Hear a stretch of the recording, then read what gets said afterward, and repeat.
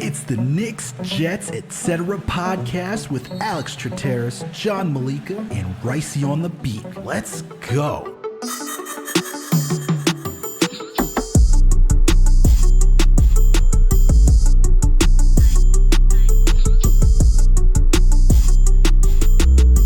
Raisi K, the Raisin Man.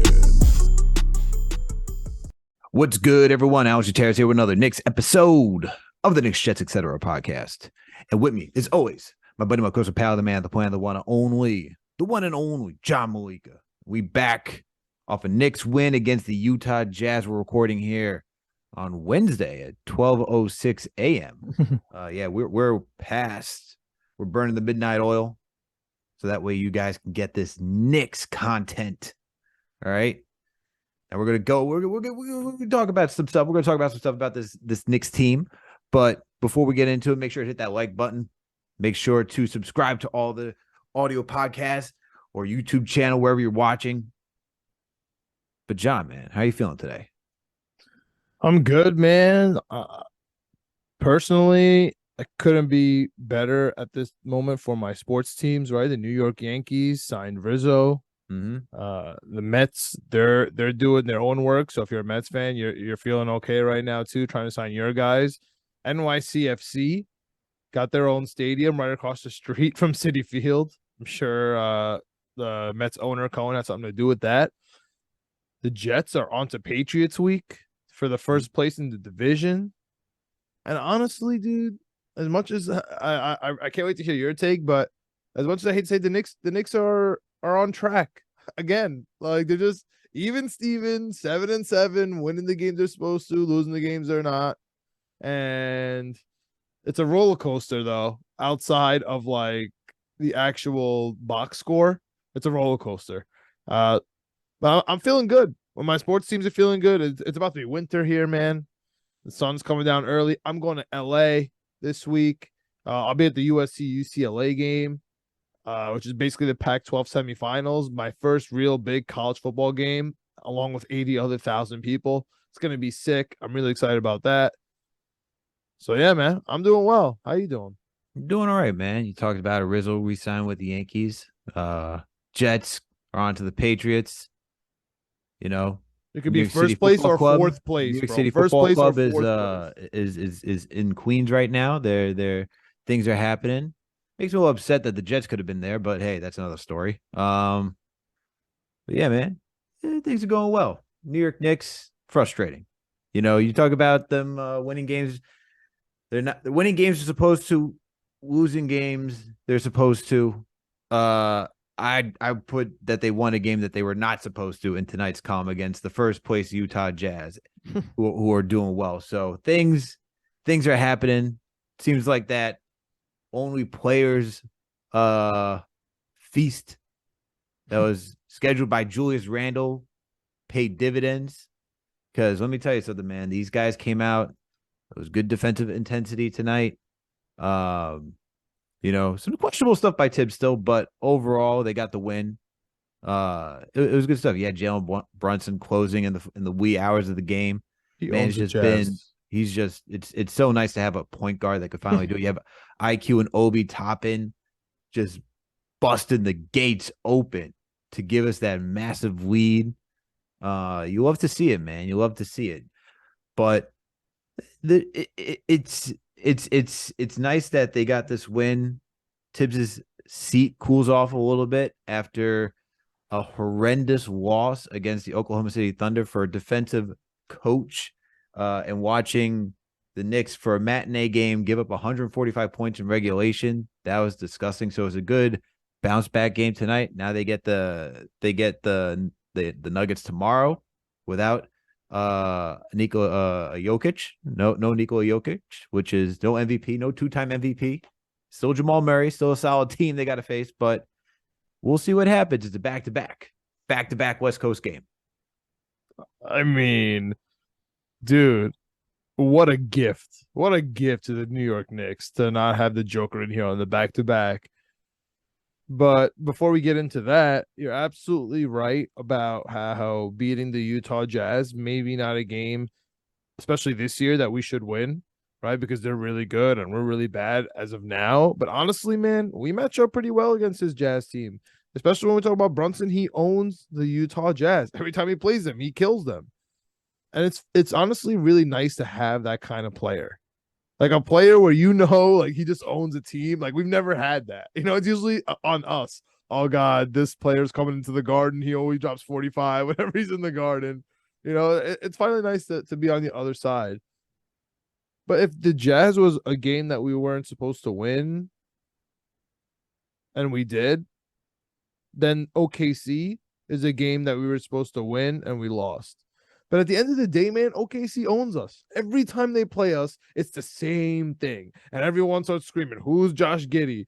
Who's this guy doing? Nah, no one's screaming who's Josh Giddey. If you don't know who Josh Giddey is, you don't watch the NBA, and that's terrible. And shame on you. That's what happened last year.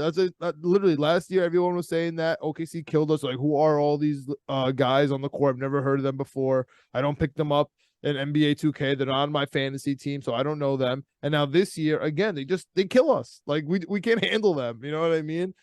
And the worst part about it was the defensive effort, like you said, dude. 145 to 135. I feel like it doesn't even tell the story. I feel like the score was like 250 to 210. Man, it was a disgusting game, and the players felt it. I mean, the fans felt it, and we all were staring at that schedule. Like, dude, we can't be losing to OKC like that, and then we're staring at the road trip of Utah, Denver, Golden State, Phoenix, and then back at OKC. Like, it's over. You know what I mean? Like, the season felt like it was about to fall apart right there. But, in typical even Steven Knicks 22 fashion, they called a meeting. They called this players meeting, which again could have went either way. If they came and they fell on their face this game, it's over. Something was about to change and fast. Like, I'm saying, somebody's not coming home from this road trip on November 21st. You got 4 days. Either the coach would be fired or somebody's getting traded. I know it's early, but I'm telling you, if we fell on our face after that players meeting, I really do think that would be the case, and you would have been totally right. Since the beginning of the season. But they came back. Even Steven played well, beat the Jazz, and now we have a break with the Joker out tomorrow or tonight when you're listening to this at Denver. Dude, they gotta win that. They gotta win that one. That's like when you don't have the Joker and it's the cards are starting to come into your favor. I think tomorrow there's no Bones Highland, there's no Ish Smith, so Clyde Frazier. I want to know the over-under where there's no Ish Smith and how many times Kawhi's going to mention his name. I'm going to put it at 1.5. I'm going to put it at 1.5, saying that Kawhi's going to mention his name, saying that there's no Ish Smith, and he's going to bring it up one more time, saying that Ish Smith, if he played tonight, and whatever. But look, no, I think Bones Highland might miss tomorrow. Ish Smith, you don't got the Joker. You still got Murray. It's still a solid team that you're facing out there in Denver. But the Knicks got to be able to come out and win this game too, because you still got the champs at the end of this week, Golden State. Phoenix is ready. That's Sunday. In OKC, you talked about they give us problems. We haven't beaten OKC since the bubble year where Randle was second team All-NBA. So with that being said, if you're given a gift which is a game that you could win, you got to take advantage of that. And tonight, when you watch this team play sound perimeter defense, okay, like legitimately sound perimeter defense, the Jazz, who are one of the top 3-point shooting teams, shot 32.6% tonight. That is just quite the turnaround. And I think part of that, one, goes to not only the team as a whole coming out there and playing as a unit, but you got to really give credits to Cam Reddish, man. 2 games in a row where he's come up big. He's becoming, in my opinion, a mainstay in that starting rotation. I don't even think you can have Quentin. Like, I like Grimes, but the way Cam Reddish has been playing the last 2 games, if he continues to do this, there is no way you put that kid back on the bench. There's just no way. And he closed. He closed too, man. Yeah, and he closed both games. He was carrying the Knicks in the third and fourth quarter throughout the entire game. Not the entire game, but the third and fourth quarter against OKC. It was the Cam Reddish show, and rightfully so. But I like the way Cam is playing. Before you move on, dude, if you're talking about Cam, you mentioned Grimes.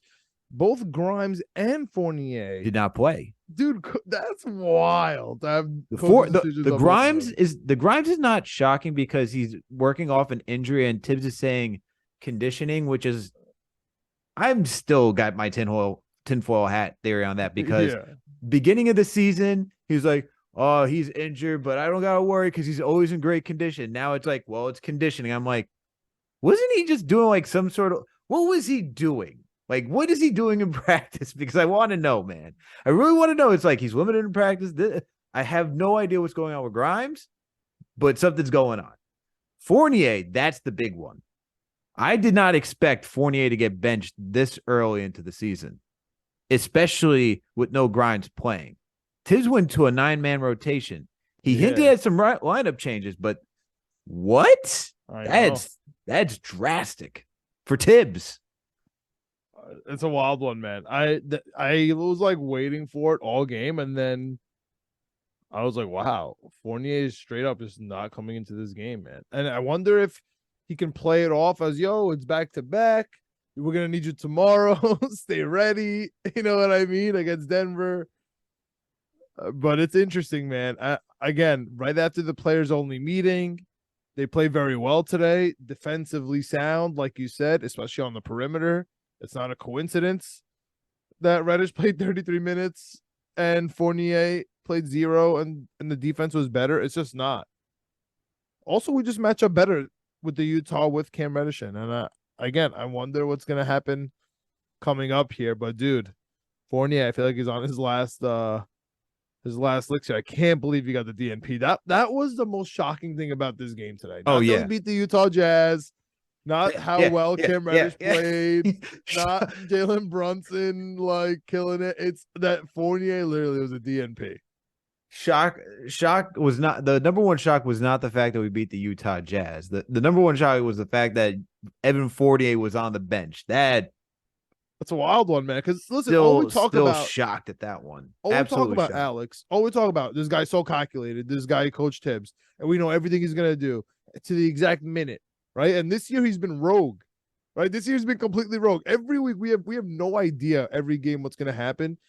And some people think of it as desperation. Right. Because we're losing. But if we're winning, they're going to give me as a diabolical genius. Like he's doing everything that we said and it's finally working. Right. It's going to go one of the two ways. And honestly, from game to game, it's flip flopping. Right. Like we lose to Brooklyn. It's like, okay, I'm not sure what's going to happen. We come back. Okay, this team's got it going on. We get smacked by OKC. Uh-oh, everyone's going to get fired. Now we beat the Utah Jazz, best team in the league. Okay, we're good to go now. You know what I mean? Every single game, it's like flip-flopping, and just give the team a chance. We're even Steven. We're 7-7. We're okay. We're on, I would say, the toughest stretch of our entire schedule. Would you give me that? Yeah, the remainder of November is a very tough very tough slate. So how much can you actually kill him, right? If we're 500, fine. Let it ride, dude. The thing is like, how are we? It always comes down to how are we 500, right? You know, I was just on Knicks Fan TV last night. It was CP, our guy Anthony MSG. He was on the show, and we discussed that there's losses that you could take. Like if the Knicks lost by 2 points, it came down to the wire to Utah Jazz. You're like, you know what? They competed. This is what we're supposed to see.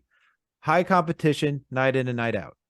But when you give up 145 points to the Thunder, you know, no defense. When you blow a 23-point lead to the Atlanta Hawks, when you don't even show up against the Brooklyn Nets and only put up 85 points like it's in the 90s, man, putting up 85 points like it's the 90s. You know what I mean? Like this is where you start to look at teams funny and be like, all right, what's going on here? And especially when they barely squeaked out a win against Detroit with no Cade Cunningham.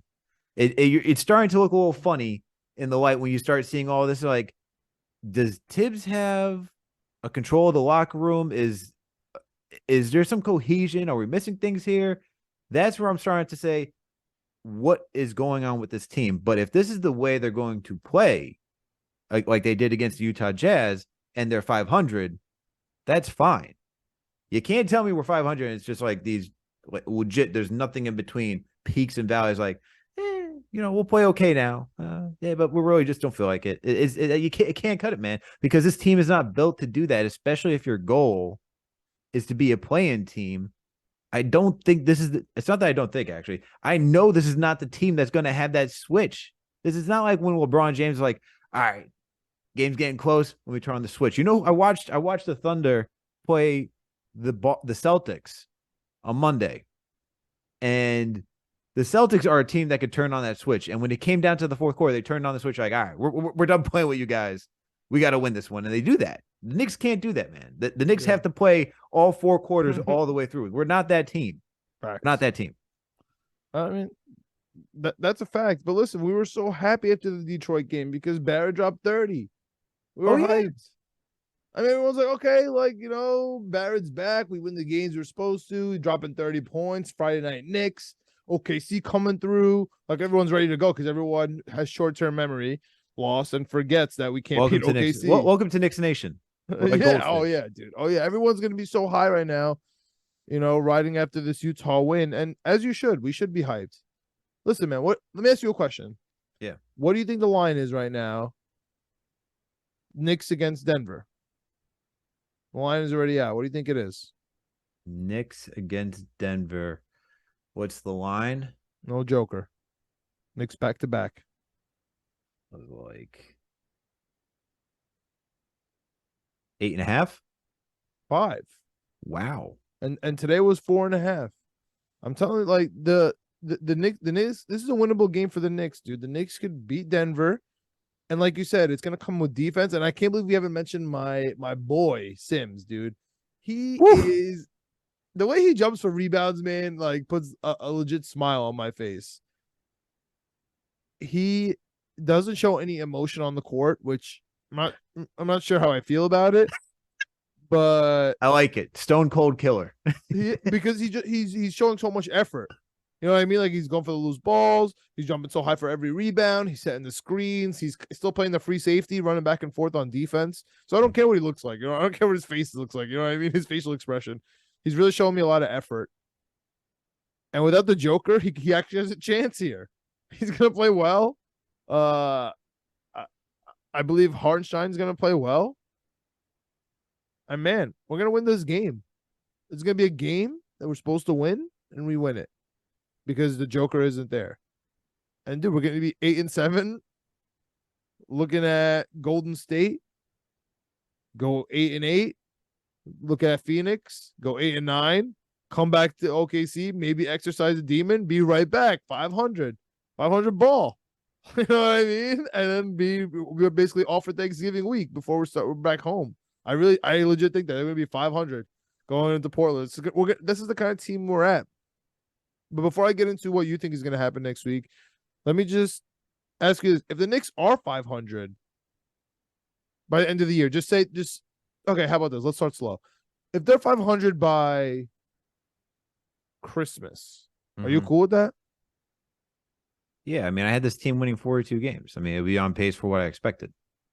Actually, right now, the over-under, the Knicks is 38.5. 8.5? Yeah, 38.5. Okay, yeah. You knew that. Okay, I was looking at it before we got on. Okay, so you're okay with them till Christmas. What if they're 500 until the deadline? Are you a buyer or seller? Man, this requires looking at the schedule a little bit because I mean, it's not an exact science. I'm not going to hold your feet to the fire. I'm just like I hear you. I hear you. I literally need to look at the schedule because if we're talking if we're 500 ball, and this will be a really good indication. It's a lot of Eastern Conference teams with a little West Coast trip. Sacramento, LA. I'm actually going to be at both those LA games. So the thing is, yeah, I'm looking at it right now. Yeah, I see it. You said by the deadline? Yeah, February. Was it like February 10th? Something like that. It's up. Yes, I mean, something like February. that. So you got Utah, Brooklyn, Atlanta, Washington, New Orleans, Boston, Brooklyn, Miami, Boston again, Charlotte, Sacramento, LA. You got both LA teams, Portland, Denver, Minnesota, Miami, Orlando, Houston, Miami again, Cleveland, Washington, Indiana twice, and New Orleans. That's a very doable schedule. Yeah. So If you told me that we're 500 ball heading into the deadline, I think you can go either way as a team. I probably would hold, actually. I probably won't even buy or sell because unless you're getting a player for a really good price. Also I getting don't rid know of Fournier, obviously. Yeah, I mean, you're getting rid of Fournier. That's just because he's expiring. You're not going to resign. Yeah, I mean, it depends. I feel like it. There's a lot. There's a lot to depend on, but you get rid of Fournier.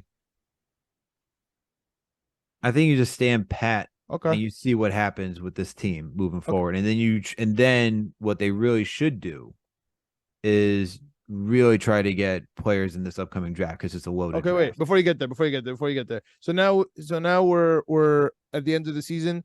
Let's say just give us +1 on the 500. Just say like we somehow like go over that by one game. Just say we win 42 games, like you said. There you are. You're at your 42 games. Are you in the play-in? Yeah, you're in the play-in. All right, we can make the playoffs. We're just doing what we're doing right now. And I think objectively speaking, if you ask anyone around the Knicks, if you ask any Knicks fans, if you ask me, if you ask you, they've been playing pretty bad. They don't have an identity. They're still trying to figure it out. They're having players only meetings. And if they just do what they're doing now, I think they'll win 41, 42 games at the end of the year. And I in my opinion, they're going to improve. And that's again based on, I guess you can call it magical hopium, right? Because like there's no factual evidence, but where it's coming from is I think that this team is starting to build an identity. Right? They're starting to learn how to win games they're supposed to, right? They got past that, like we've mentioned a million times, and now they're going to start trying to win games that maybe, are a little challenging. Did it here with the Jazz? You know what I mean? We're starting to improve. We're starting to have an identity. It's unacceptable what happened with OKC, even though it's a Sunday. Doesn't matter anymore, Alex, right? It's unacceptable. I'm glad that someone said something. It doesn't matter that it's a matinee, dude. You have to show up. I'm so sick of this Knicks sucking matinee. It's ridiculous. All right, you have to show up, and they played defense. And honestly, like I'm cool with this team right now. I'm really cool with it. I'm not super frustrated any game. I'm not going nuts.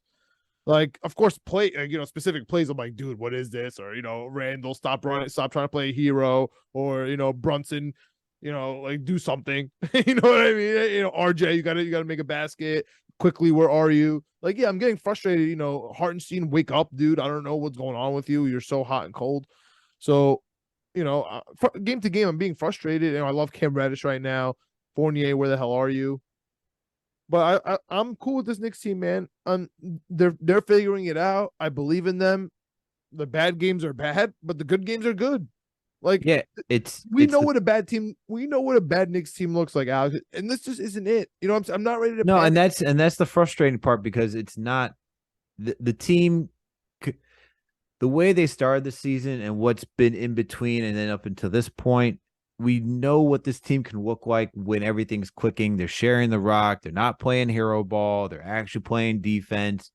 And look, a team like the Utah Jazz, which in my opinion is similarly constructed like the New York Knicks, you can win these type of games. You can play that type of level of basketball. It's capable. But that's the frustrating part is that for the last couple of games, and yes, we won this game, and there's still this West Coast trip we have to still watch. It's not out of the woods yet. They did it for today. Let's see if you can do it again tomorrow. We talk about this by players, right? It's like, okay, Cam Reddish, you did it yesterday. Can you be consistent and do it tomorrow? That's the same thing. It's the same thing I'm asking for the Knicks. Can you be consistent and do it tomorrow now? Yes, they can, Alex. But and he's gonna shut down Michael Porter just for you. Let's see. If that happens, also maybe no Aaron Gordon tomorrow. So it's looking good. It's looking good for the Knicks tomorrow that they can go win this one. Can I be honest with you? I don't know if that's a plus or minus for Denver, but whatever. I mean, those guys are really good. Good, but he's not good on defense. Anyway, continue. But anyway, can they be consistent? Can you do these type of things? Then I could say, like, you know what? This team ain't so bad. But the fact that we saw what we did the last couple of games, it's a Dr. Jekyll and Mr. Hyde situation right now. So let's see if they can be consistent going into tomorrow's game or today's game, if you're listening to this, against the Denver Nuggets. But tonight Is it a against win? Utah, it's a solid win, man. I know people are on the let's get Tibbs out of here. Let's get Randle out of here. You know, there's going to be a lot of questions right now. I'm not ready. Like we discussed on Knicks Fan TV, you know, discussing trading Randle and it'd still be open. Here we go, Yeah. Alex. Start the cycle all over again. Let's trade Julius Randle. Jeez, dude. Hey, man. Unreal. This is the most unreasonable fan base. Unreasonable, really. Why is it unreasonable? Because from game to game, we're buying and selling players. We're firing the coach. We're liking the game to game. There's 82 games, dude. Like you can do that in NFL season because you have a week to think about it, right? Like game to game. Like we're playing tomorrow. Now we like the coach because they beat the Jazz and the Knicks are legit again. Look. There's We're fired. people in my mentions. There's ago. people in my mentions who are upset that the Knicks won this game because they don't want Tibbs, and they don't want Randle. I hate that person. I don't whoever that is. I hate that person because it's so unreasonable. Like now we want the Knicks to lose so we can fire the coach, so we can be worse and then get an interim head coach. Who's the interim head coach? Who is it? They would probably want Johnny Bryant. Great. Now we have Johnny Bryant, interim head coach. We suck because we just fired the head coach. We have to hire a new staff. All right, all of a sudden, Rick Brunson's like the head assistant coach. Like, what are we doing, dude? Like, I'm not sure any of the outside of Johnny Bryant. I'm not sure anyone else on that coaching staff would change. And then what happens? We trade Julius Randle for expiring Russell Westbrook contract and a couple of draft picks and just tank. Like that's or some executive said that the Miami Heat would take him and send us. Who is it? Duncan Robinson. Let me guess. Duncan Robinson. He's one of them, but it would be of course. Yes, of course. Duncan Robinson's got to be part of that. But who else was it? It was Max. What's his name? I got put. Bro, get all this nonsense out of my face. Get whoever is Max messaging Struss, you, bro. Duncan Whoever's Robinson, messaging you, and Nikola Jovic. Oh my god. Whoever's telling you they want the Knicks to lose to fire Tom Thibodeau, block that person. Whoever is telling you that the Knicks need to fire Tibbs and then Johnny Bryant is all of a sudden gonna win more games or do better, like, dude, how's Louisville doing? Huh? How's Louisville basketball doing? Anyone check? They suck. How's Kenny Payne and Johnny Bryant relevant? I'm just saying, like, I just don't understand. I can't subscribe to that one because they're two different people. Dude, what do you mean the Knicks were the worst organization ever 5 minutes ago because we let Tibbs go. We let him go to Louisville and we didn't fire Tibbs and now we lost out on a head coach. Like I think it's fair to say that assistant coaches do make the bones of like a good coaching staff. I wouldn't say that the fact I agree. But the problem is, then my point is that saying that what Kenny Payne's doing out in Louisville is not indicative of what Johnny Bryant could do. We don't know. They're two totally different people, man. I can't go. I understand, but it's always the grass is green. Like literally, the Knicks were the dumbest organization for not firing Tibbs and letting him walk. Yeah, I'm not the biggest guy who's like go fire Tibbs. I don't think like Tibbs has his flaws, but the whole thing isn't on Tibbs. I just look, if you're talking to me, and I talked about last night, we're trading Julius Randle. We had that whole conversation. If you want to do that, I know you're going to shake your head. It's insane.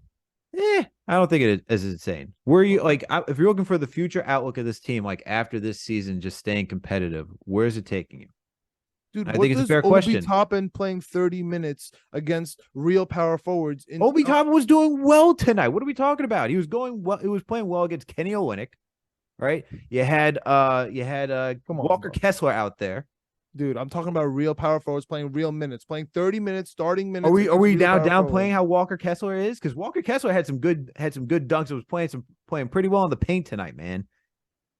Okay, I'm just saying I don't trust Obi starting against like real power forwards in this league from night to night. Nah, you never know until you give the guy a chance. And tonight he had some strong rebounds. In 18 minutes, he got 6 boards. He got you 4 assists. Yeah.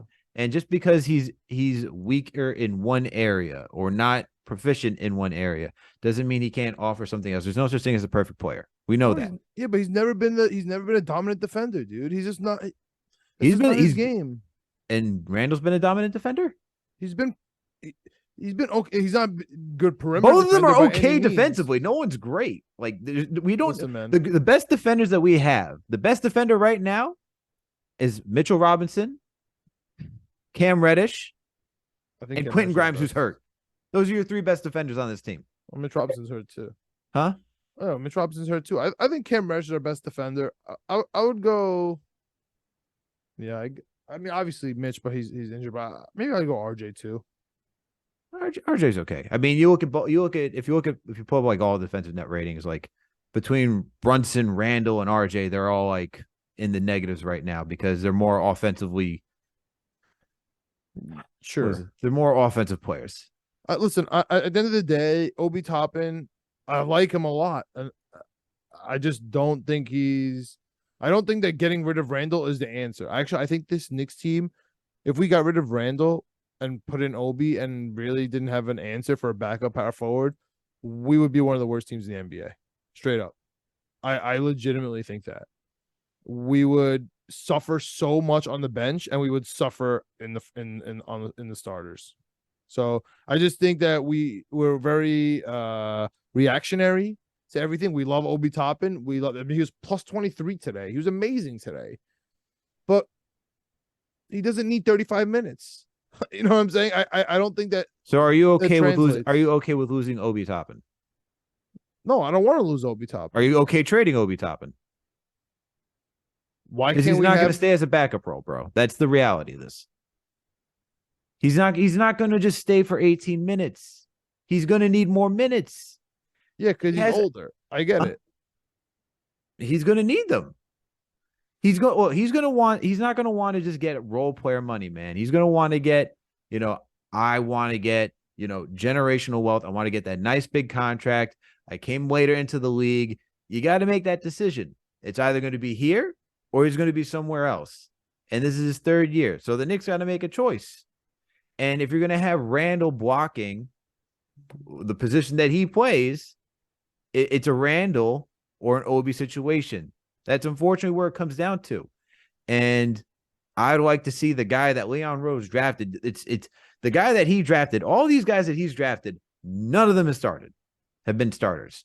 None of them. I would like to see one of these guys start. And it's like, I like Obi Toppin. I think he could be an awesome offensive player.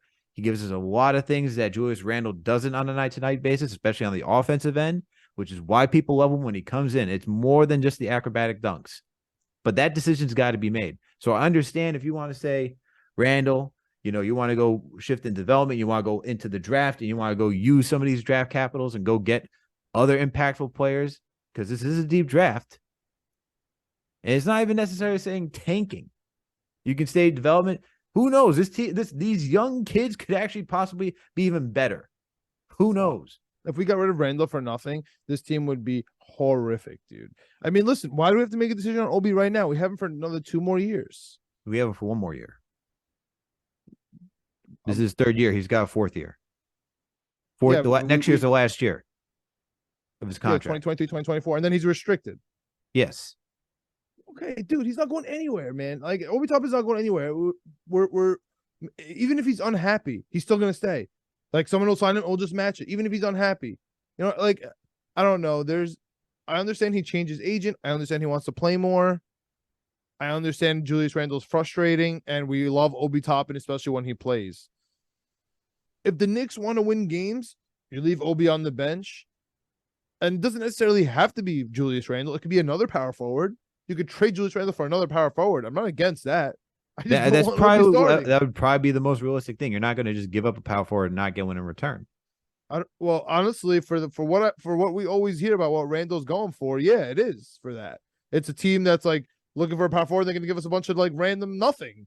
You know what I mean? A couple draft picks, maybe an expiring contract here. It is taking, so we could throw in Obi Toppin as a power forward to start. Like that's always kind of how. Hey man, you're like Max Strus. He's a good rebounder. People like him. Oh my God. Max Strus, Hartenstein, Jericho Sims, Obi Toppin. That's the worst. Like, oh my god, dude. Are you like? I understand the frustration with Julius. I understand how much we love Obi. I just think it's so convoluted. What would actually happen if we got rid of him for nothing and slipped Obi in? We would have won 2 games this year so far if that was our lineup every game. I love Obi off the bench. I'm sorry he's unhappy. If someone really wants to sign him, they'll sign him. We'll match it. You know what I'm saying? That's in a couple of years. I mean, yeah, because Julius Randle then next year will be on the player contract and they'll be expiring the year after. You know what I mean? Another 2 years of development. Maybe he will turn into a better player. In a couple of years. I don't know. Again, Knicks fans. Oh, sorry, not Max Strus. Omer Yurtseven was a good rebounder. That's who it was. That's who the guy was. Sounds Sorry, good. Not Max Strus. Yeah, sounds good. I'd rather take Julius Randle. It's craziness, dude. It's really craziness. We're so unreasonable when it comes to our players. To be honest with you, 7-7. Julius Randle, Cam Reddish. Let me ask you this, dude. Let me ask you this. All right. If RJ Barrett was good this year, I'm just going to be straight up with you. If he played good this year, because he's been playing below average, if he played good this year, where is this Knicks team? 3 more wins? And what are we even talking about right now? What's good? The Knicks are amazing. Good shooting? Consistent shooting? Yeah, dude, he's 0 for 5 from 3 today. He's disgusting. He's been playing so bad. If RJ Barrett was just actually playing decent ball, we would be unbelievable. We just don't want to talk about RJ Barrett. He's the pride and joy. He's amazing. We extended him. We should give him the max, right? It's all this nonsense. We just fall in love with our players, dude. And people make fun of Knicks fans all the time, right? When he's on the Knicks, he's the most valuable player in the world. Once he's traded, he's garbage, right? Like that's just how it is for us. Obi Toppin, we need to start him. Okay, sounds good. We would go nowhere. Julius Randle, we gotta trade him. He stinks. Okay. RJ Barrett, we have to sign him max extend. Okay.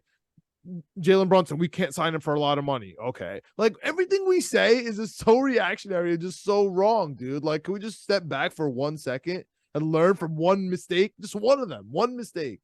Like, let's just keep our player. They're all under contract. Everything's fine. From my perspective, our worst position, shooting guard. Our second worst position, small forward. I don't know what else to say. Like, why can't we address that? I mean, to address some of these issues, that has to go into the draft, and you have to take a good positioning to go get them in the draft. Forget the draft. But like when we talk about Julius Randle's the issue. We need to trade Julius. We need to figure out Obi. No. But the thing about the concept of trading Julius, is that if you then invest in your players, which the bad word that everyone would say is tanking. You then can go into the draft and you can go get a Scoot Henderson if you get up there high enough in the draft. You can go get one of the Thompson twins. You want to solve that wing issue? There's where you solve it. Very difficult to go get a wing which is a hot commodity in the NBA. Norman Powell couldn't get him. Who else do you want? You want Trent Jr. Couldn't get him. You want OG Anunoby? He's out there. No one's traded for him. If we had OG, I'd be happy we had OG. But no, not happening yet. Who else? Right. No, you're right. So like that's the concept of like doing it. And I think when you look at Randle, right? And this is not to say Randle sucks. This is not to say Randle's a horrendous player. Randle takes us to there's a ceiling. There's a ceiling as him being the number one. There's a ceiling, right? Yes, but so I don't want him to be the number one. Huh?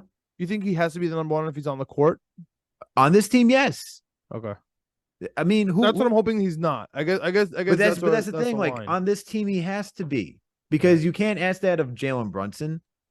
You can't. RJ's not even. RJ will not be a number one on a team. I will tell you that. I will tell you my problem. I'm telling you right now. I don't want to say it, but every time I watch the game, I identify him as my issue. Every game, he had a good stretch of games. He's my number one problem. He's up and down. He's sick. He's sick. Apparently, he's playing while sick. Which that's another question for me. Like, why are you playing when you're sick? Why are you playing when you're sick, especially after COVID? This is stuff that I'm like, okay, this is what's going on. But no, look, RJ, if he peaks, like, look, we talk about. I mean, On the show, we've said Jimmy Butler, Jaylen Brown. You know, if everything hits, those are the guys we say, like, if everything hits, this is what the guy could be like, probably. That's a number 2 option. That's a number 2 option. He's been so bad. I don't know what to say. I don't know what.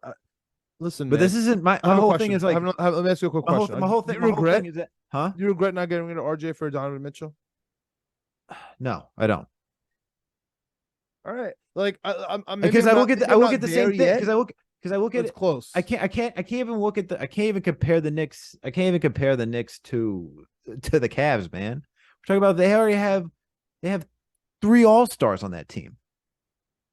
I know, but forget the Cavs. I'm just saying, I don't want to lose the draft pick, but I'm just saying in general, I was just totally against the idea of getting rid for RJ for Donovan Mitchell. Completely against it. Yeah, completely so was I. against it. But I'm starting to think at some point, is he who we are watching? We are watching the same person game to game, year to year. That's I'm starting, like, my concern meter is official. The light is officially on. Like, I still haven't turned up the knob at all. But like, I'm starting to every game, man. He's the problem. He's supposed to be one of our best defenders. He's just not. He's supposed to be one of our guys that gets to the basket and scores. He's just not. He doesn't hit free throws. He doesn't hit threes. What does he do? Question is then, do you think that this is where this whole roster, because between Brunson, RJ, and Randle, it's all redundant. These are all 3 guys that attack in the paint, 15 and less.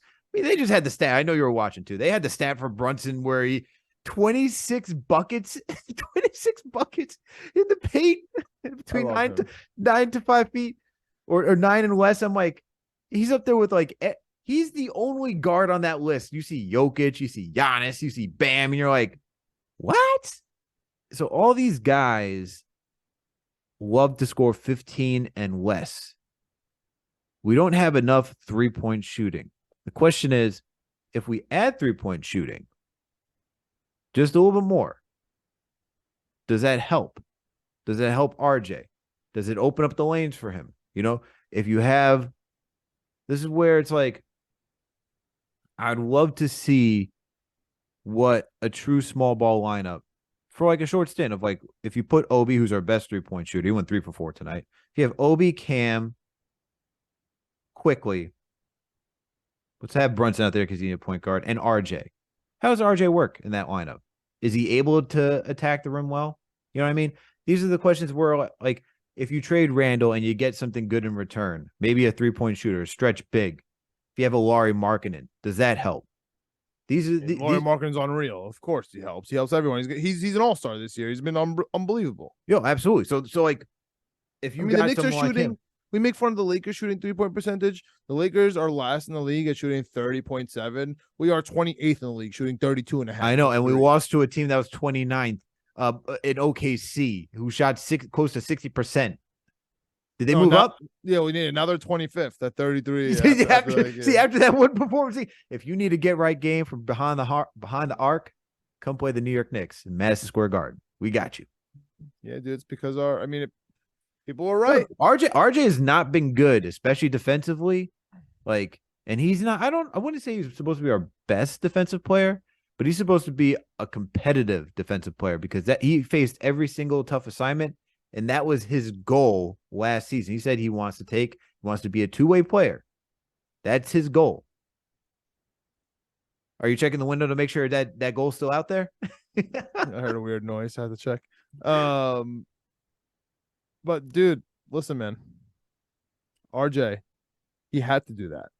He had to be that defensive guy. You know why? Because he was inefficient. He couldn't hit a basket. So he had, of course he had to be. What's the effort guy do?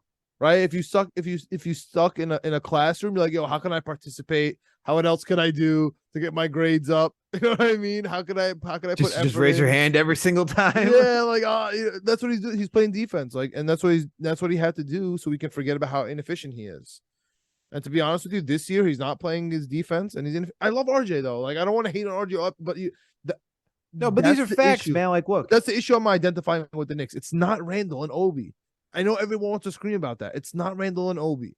There's a lot of issues. No, I think the thing is that there's a lot of issues, but it's different, man. It's different when you look at a player who's been in the league for what now, 10 years? Like if you look at Randle, who's been in the league for 9-10 years right now. I think he was drafted in 2013. I think he was drafted in 2013. Let me check. Yeah, he was drafted in 2013. So close to 10 years now.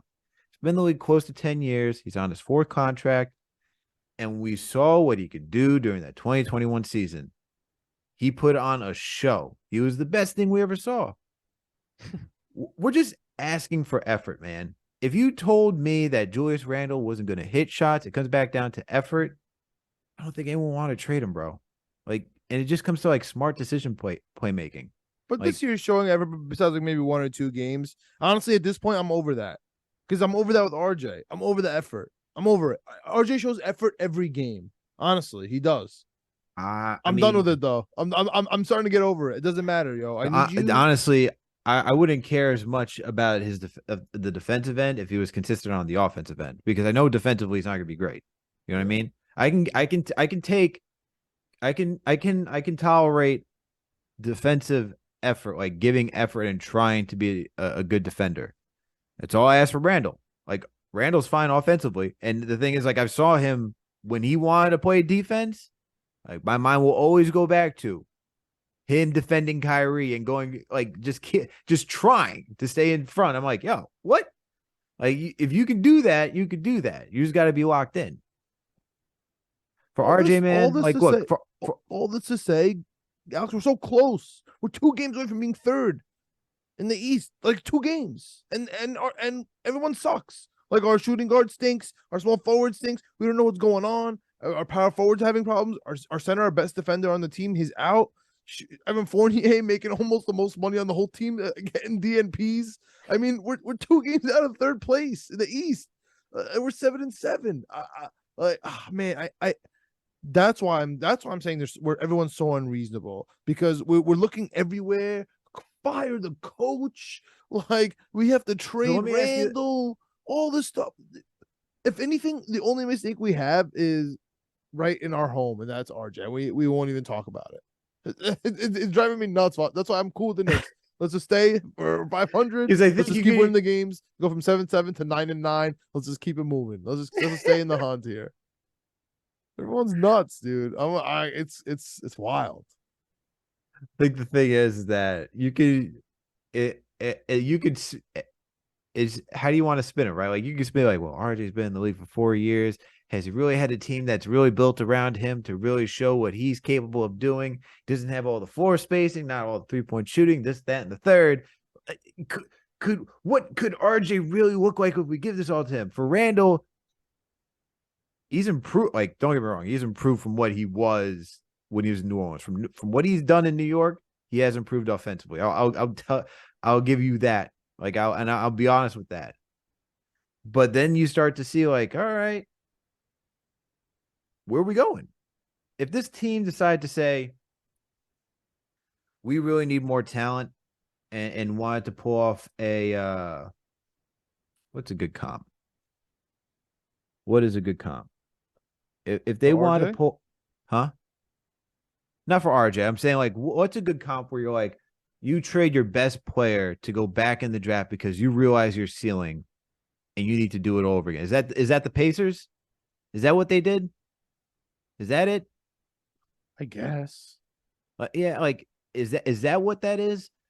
Is it the Thunder when you start moving like, or you get rid of Chris Paul? You're like, yo, we don't need Chris Paul. This thing is not sustainable. Like after that playoff run, is that it? And then you start to see like OKC, like they're back on track again. Where like I'm so against all of this, dude. I think the Knicks are good. I like this team. Listen, Randle's signed for a couple of years. He's fine. Obi's under our control for many years to come. We just signed Jalen Brunson. He's good. We have RJ under contract. He's good to go. Cam Reddish is for free right now. He's probably our best player on the court besides Jalen Brunson. I don't know, dude. I don't know. Maybe I'm just optimistic right now. Maybe I'm filled with hopium. I like where this Knicks team's at. We're trying to figure it out. These are the conversations we need to have, John. This is the conversations that people need. Alex, Jalen Brunson's been with this team for 14 games. I'm not What do saying you want?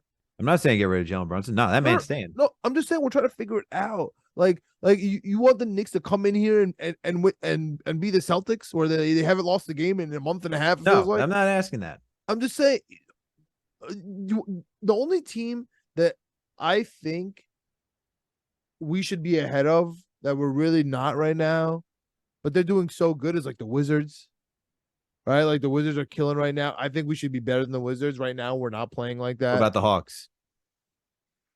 The Hawks too, dude. Dude, we're better than the Hawks, man. I'm watching the Hawks night in, night out. Are you impressed by them? No.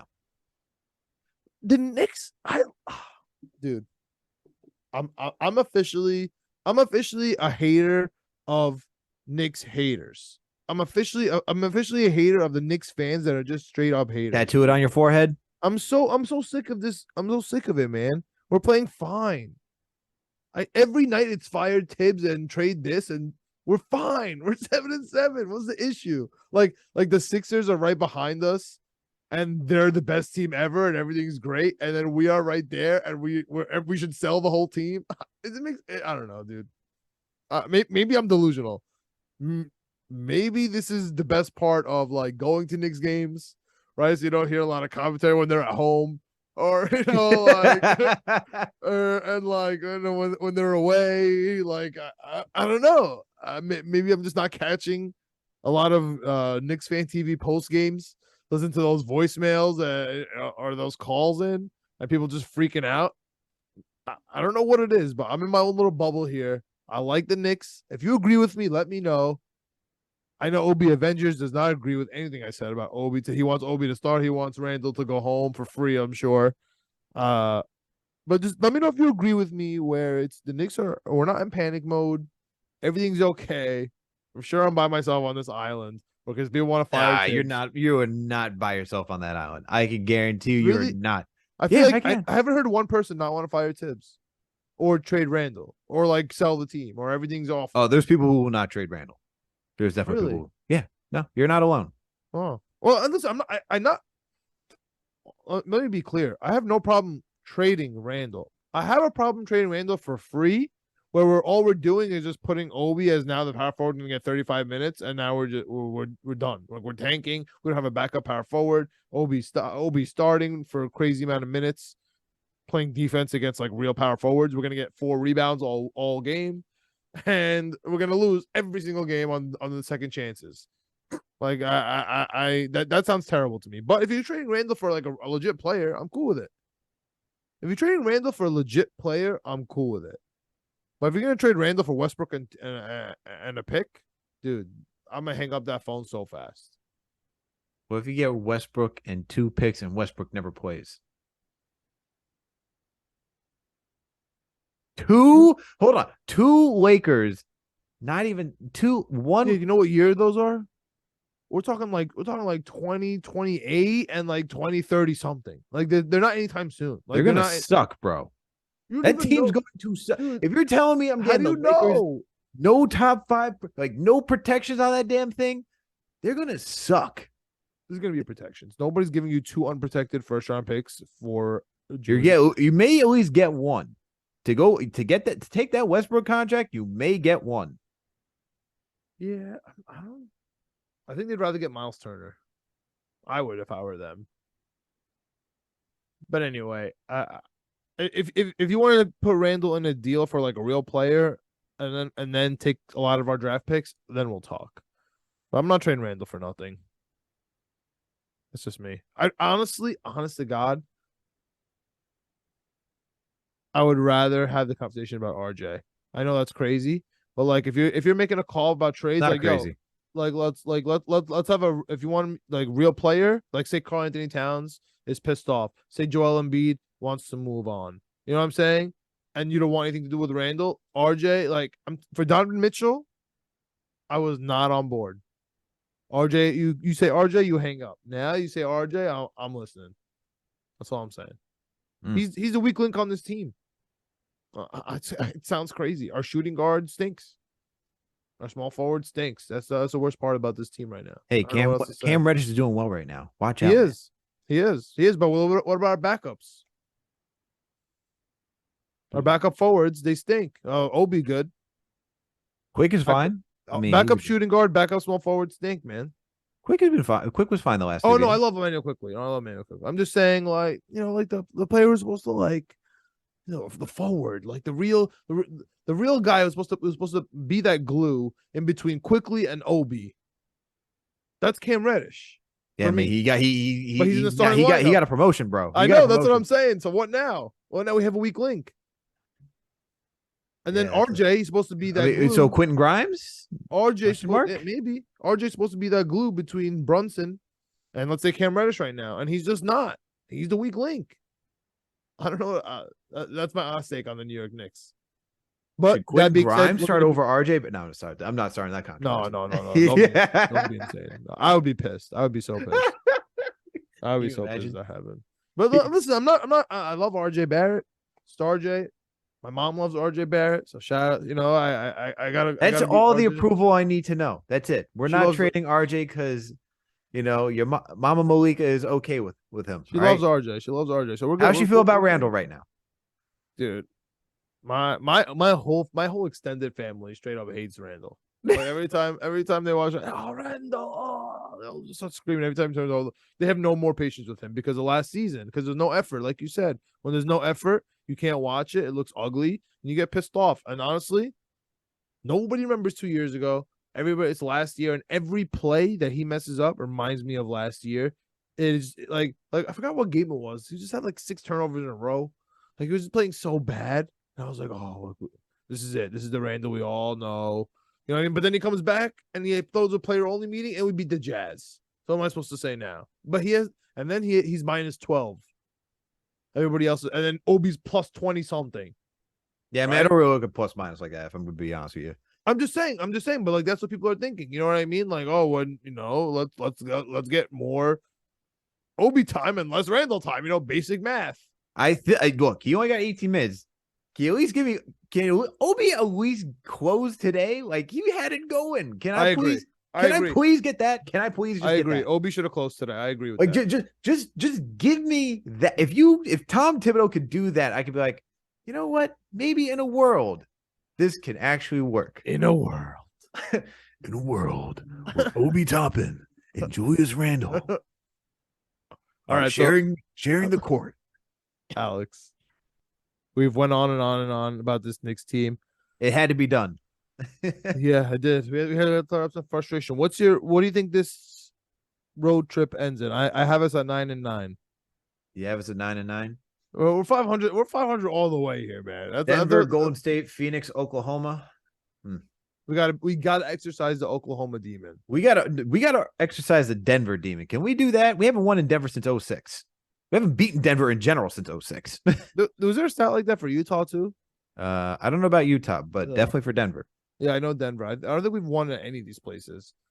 I think we're going to beat Denver. The Joker being out is a gift. Tickets as low as $14 right now. That makes me sick to my stomach. And also tickets as low as $8 for the OKC. This makes me so sick that like going on the road is so cheap. The Knicks are going to win those 2 games, Denver and OKC, and we're going to lose in between. And in between, we're going to want to fire Tibbs. Does it make trade you sick? Randle? Cut Brunson, IQ play 40 Does it make minutes. you sick to know that in New Orleans, that you can go watch CJ McCollum, Brandon Ingram, and Zion Williamson? Sometimes Zion. For as low as $17. Dude, that also makes me want to throw up because like my Knicks to watch your New York Knicks. I'll throw up. Watch your New York Knicks play, let's say the Phoenix Suns. Tickets as low as $124. Come on, man. Wow. What do you got happening? What do you got happening in these next 4? Oh man. We're losing to Phoenix. Okay, wait. We're beating Denver? I'm working all over the place with this one. Okay. Give me a bit. Okay, we're losing to OKC. We're losing to Phoenix. I'm working backwards on this. We're really going to be owned by OKC like this? Sadly. Come on. because we don't. I got to pull up. I got to pull up something. I'll figure the OKC thing out. Phoenix, nah. I think we can beat Golden State, and I think we can beat Denver. Sheesh.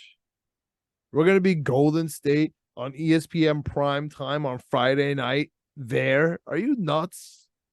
Yes. That I truly don't believe we could win that game, but it'd be lovely. Here, let's see Knicks versus Thunder right now record. Just in general. Yeah, I'm looking that up right now. I got it. Just give me a second because I was looking at the whole thing. I was like, we really haven't beaten the Thunder in that long. Like, come on now. This is again. Here we go. I got it. So the last time the Knicks defeated the Thunder was, like I said, in 2021, when they were at actually OKC. Oh, I guess this is doable then. They could actually do it. They could actually do it. We're gonna beat OKC, bro. Then you know what? I'm flipping it around. We're losing to Golden State, and we're winning in OKC. So we got the same exact four. That means the exact opposite is gonna happen. I'm down. Yeah, we beat the Suns. It'll be the Suns and Warriors and lose to Denver and OKC. I'm down. I'll take it. Even Steven, no matter how we get there. I would be if the Knicks beat the Suns and the Warriors. You know what's interesting? They play each other tonight. Suns Warriors at Phoenix. Warriors have been going through a lot, man. That team has not been. Their bench sucks. That's the reason why I think the Knicks could actually beat the Warriors because their bench sucks. Our bench hasn't been great, but Quickly and Obi are now starting to play well. I love our bench. My favorite part about the Knicks. All right, there you have it. IQ, Obi, Sims. I love them. I know people think I don't like Obi sometimes, but I'm just so honest about Obi. I knew he needed a year. I know what he is. I would rather him start as a small forward than start as a power forward. Wow. We need rebounds, bro. Oh, so he can rebound. Yeah, he can, but not against Karl Anthony Towns. Karl Anthony, the Timberwolves have their own issues, man. They're playing 4 and 5 somewhere right now. Dude, I don't really care. Trade me Cat. Embiid. How's Philly? Do not bro? give me Cat. I will. No, I'll take Embiid. I will not take Cat. You don't want to take Cat. You want to take Cat for Randle and some picks. Oh man, that's a 100. I would do that in 2 seconds. yeah. If they said Randle and 3 first-round picks, for Karl Anthony Towns, I would do that yesterday. Yeah, I would do that. It's not even close. Yeah, I'd do that. Yeah, he gives you the shooting you need. And then no one's gonna tell me we should start Obi over Karl Anthony Towns because I'll punch him in the face. Obi's gone then at that point. He's not staying on. Why? What do you mean? Why? I'm not doing this. We're not doing this right now. Wait, I have a question. It is Why 109. It is 109. We've been on here for over now. Why can't he be a backup power forward? I don't understand. For the rest of his career. What's the big deal? My man. He's not starting. Okay, I don't know. My man. This is at some point, you know, if he went through like what Colin Sexton did, like going through injuries and whatnot, had to work his way back. That's one thing. This man's been healthy. He's going to limit himself to a bench role? Yeah, he just learned how to shoot right now. His contract's almost up. Like you So said. it's also taking that you're also taking the bet on what they can be in this league. Someone's going to look at Obi and be like, if it's not the Knicks, I'll take that chance. That's all I'm saying. That's fair. If you want to overpay for Obi, I'll pick up the phone. If you want to overpay for Obi, I'll pick up the phone. Let's see what's up. Because if we have 1,000 draft picks, I mean, like we could get anybody in the whole league. At some point, we have to. Somebody's coming to the Knicks. I just don't know who. We're gonna trade. We're gonna overspend for someone in a trade. I just don't know who or when, but it's gonna happen. Let's see, man. We'll see. But thank you, everyone, for tuning for another Knicks episode of the Knicks Jets Etc. podcast. Y'all know what to do. Please make sure to subscribe. We're on all audio listening platforms. We're on Apple, Spotify, Google Play, Amazon, Alexa, Stitcher, you name it. We are there. If you listen to us on Apple or Spotify, please make sure to give us that 5-star rating. And if you listen to us on Apple, please make sure to leave a review or comment. You can also find this podcast over at the Daily Knicks or the Jet Press because we are partnered with Fanside and Minute Media. We also got that YouTube channel. Knicks coming, Jets coming, ETC, period, no one writes out, etc. That shit's wild. Find the page, subscribe, hit that notification bell. That way you know when a new episode drops. When you watch a video, hit the like button, leave a comment, add to the conversation. We want to know your thoughts and opinions. Do you agree with John? Do you agree with me? Who do you agree with? Let us know. Let us know in the comments, all right? We want to know.